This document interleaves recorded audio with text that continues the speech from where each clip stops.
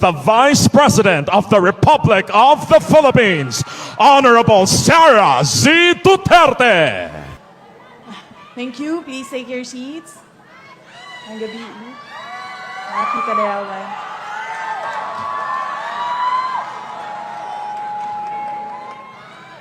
Mga kababayan, the Kadayawan Festival is more than a colorful celebration of culture, harvest, and gratitude.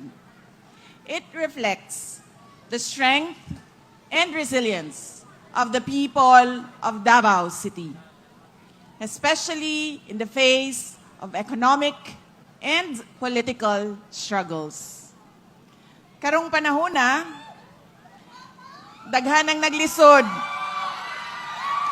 tungod sa kamahal sa mga panaliton, kakulang sa trabaho, ug lain-lain na opinyon sa politika.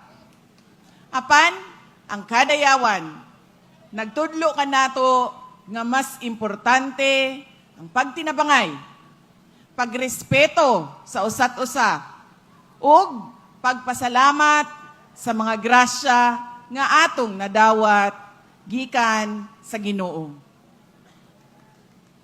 The festival also supports the local economy by promoting tourism.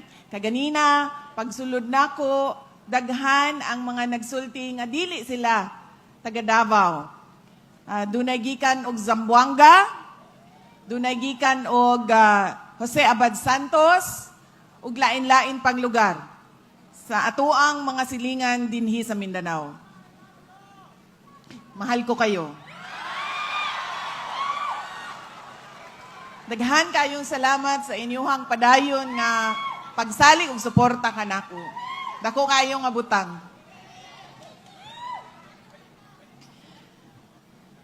The festival also supports the local economy by promoting tourism, agriculture, and small businesses, providing opportunities for family to earn a living during the celebration. Beyond the festivities, Kadayawan reminds us that true prosperity comes from preserving our culture, supporting one another, and striving for a society that is fair, peaceful, and inclusive. Mga Davaoeños, let us all stand tall and proud. We have endured poverty. Ngano naman mo din na sa kilin? Ngano wala man mo dito sa atubangan?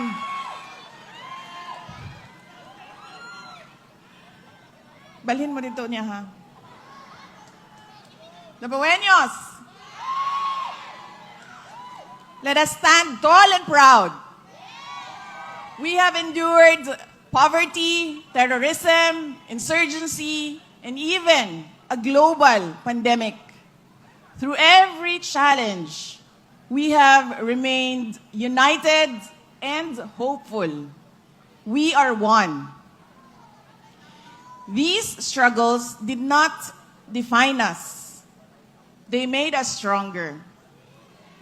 We will continue to rise, support one another, and move forward with courage, wisdom, and faith. We will remain unbowed.